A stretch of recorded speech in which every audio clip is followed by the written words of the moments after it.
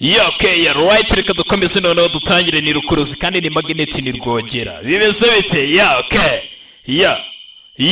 Reka rero nyuma y'ibintu byose nababwiye ko mba mbyishe nyuma. Subscribe, notification, like, comment ndetse na share. Gatumenya ko ari William Dufite rukuruzi magnet rwogera YouTube channel.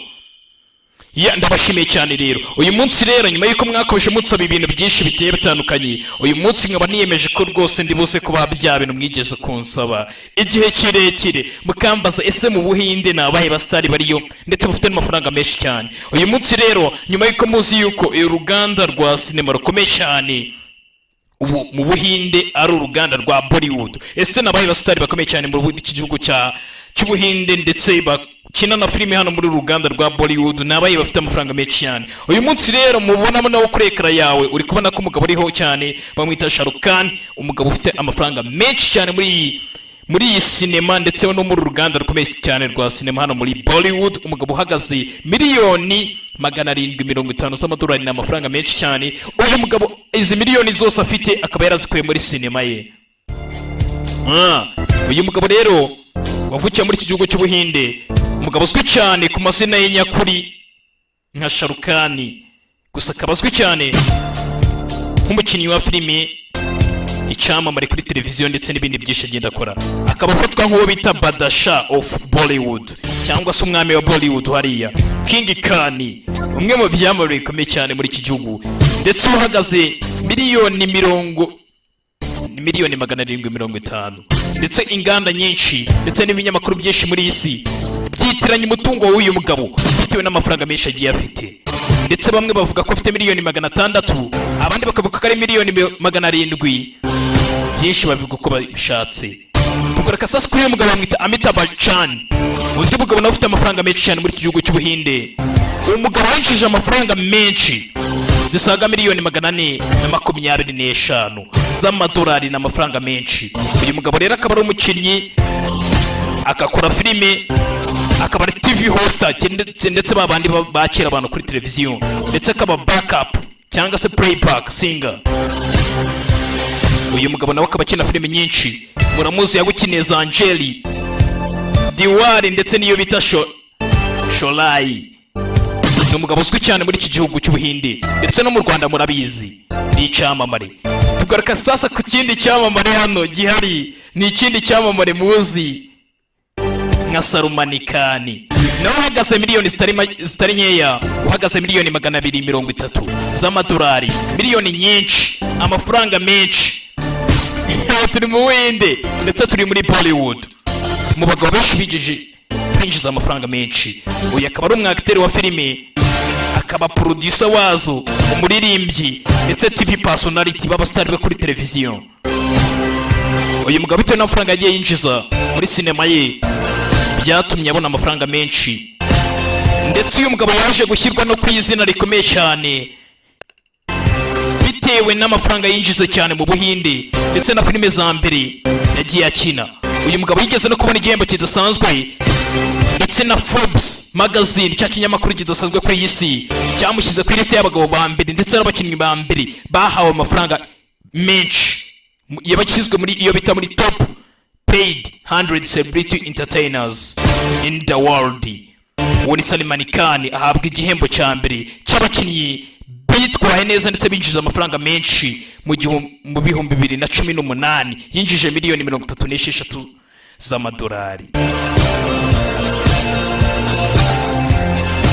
Tuvuye kuri uwo mugabo rero Salman Khan, tugaruka kuri uyu mugabo bita American nawe akaba ari umugabo winjije miliyoni nyinshi, yinjije miliyoni nyinshi zisaga miliyoni 180 z'amadolari.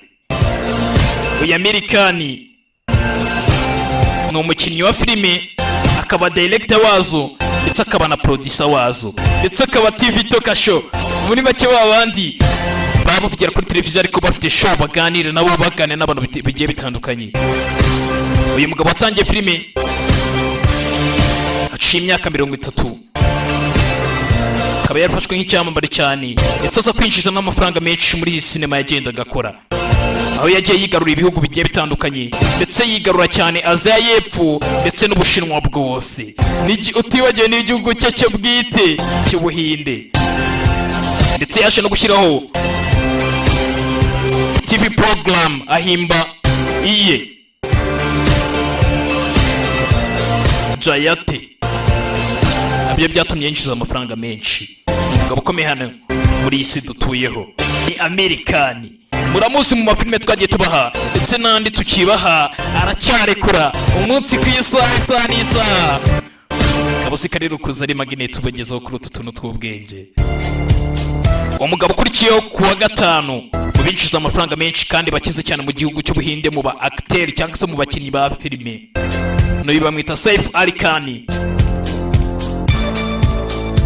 Uyu Saif Ali Khan nawe ni umukinnyi wa filime ndetse ni producer. Isa yitwa Shamira Tagore ndetse na nyina bamwita cricketeri Mansori Ali Khan Padauti niki Pataudi eske. Uyu musore rero nawe ari mu binjije amafaranga menshi, aho yinjije miliyoni zisaga 145 z'amadolari. Ni amafaranga menshi, akaba ahagaze neza muri iki gihugu cye cy'Ubuhinde. Yakinye filimi nyinshi nazo murazizi, twagiye tuziba muri The Future Entertainment ndetse si The Future gusa, n'abandi bagiye bazibaha ubuzima bugiye butandukanye, mwagiye mubona filimi zabo bigeze babaha.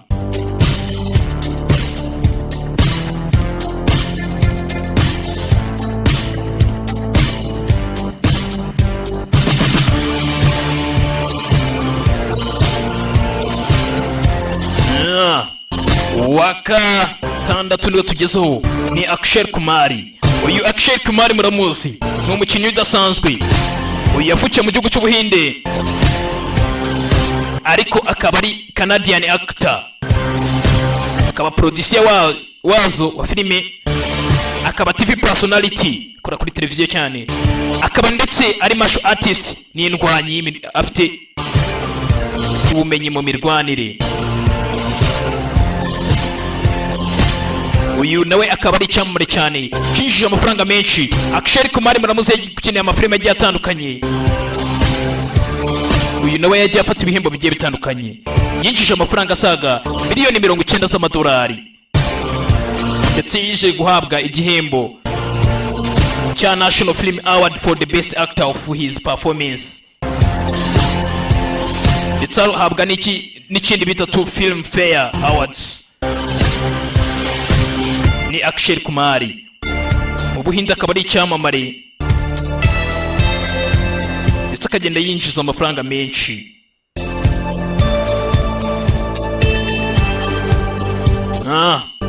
Ni Akshay Kumar muramuzi muri filime Murakubita umusore mubi cyane. Nimvuga mubi mubyumve gutyo, ni Rwogera. Sasa ku mwanya wa 7 ariyo bita Dharamendra. Ni Dharamendra tu. Uyu Dharamendra akaba yarinjije miliyoni 70 z'amadolari. Ni miliyoni nyinshi yakuye mu gasinema, mu gafilime yajya akora. Ubwo nimumbaze, ubwo njyayo ninjije ntabwo nayababwira. Uyu nawe akaba ari umukinnyi wa filime ndetse uretse kuba umukinnyi wa filime ni producer wazo. Ni umupolitisiye uyu nguyu. Mu mwaka w'1997 nibwo nawe yakiriye igihembo cya Film Fare Lifetime Achievement Award. Cyakiriye mu Buhinde.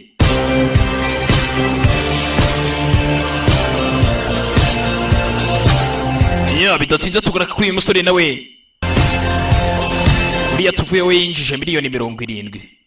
Nari nabibabwiye ahari tu nari nabibabwiye ibera abanyibukisha wanzi niyo nta nabibabwiye, ariko nabibabwiye nabyo.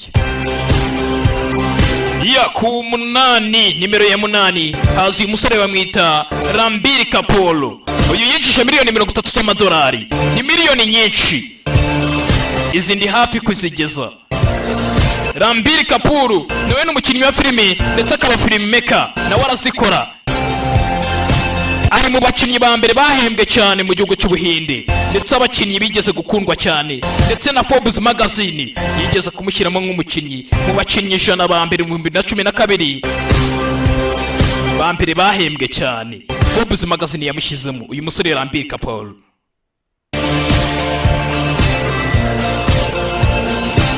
Ndetse yahawe n'igihembo cya Filmfare Award bitewe n'ibikorwa yagiye akora. Filime ze murazizi, uyu musore arakondagura Messi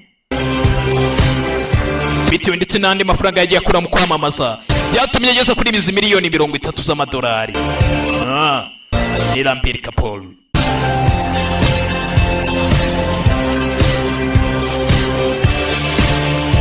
Kabuzi kari William the Future, Rukuruzi Magnet Rwogera, ndetse William Ndengamipaka. Kuri nimero ya 9 haza Hrothik Roshan ufite miliyoni 30 z'idolari. Ubu aka kanya ahagaze muramuzi yagukiniye Krishna ndetse n'izindi nyinshi, 1 2 3 zimwe murazizi, zimwe narazibahaye, izindi mwazaye n'abandi. Uyu nawe akaba ari umukinnyi w'umuhinde wagaragaye cyane muri Bollywood, ndetse akaba afite ijwi cyane, afite ubumenyi bwo kubyina no kwibye byunje unchishisha gusa. Akaba ari n'umukinnyi nawe waje guhembwa amafaranga menshi cyane, ahabwa n'ibihembo byinshi bigera muri 6 bya Filmfare Award ndetse n'ibya Best Actor mu 2012. Uriya tuvuye Hrothik Roshan nawe Forbes magazine yamushyize ku bakinnyi 10. Oya ni ijana ibe uginjishisha kandi nzakwirukana. Abakinnyi 100 ba mbere bahembwe cyane ndetse baba star. Tugaruka kuri uyu mugabo rero wa 10. Uyu wa 10 muramuzi. Uyu wa 10 ni John Abraham winjishe noneho miliyoni 20. Ubu ni nazo ahagaze kuri iyi munsi, miliyoni 20 z'idolari.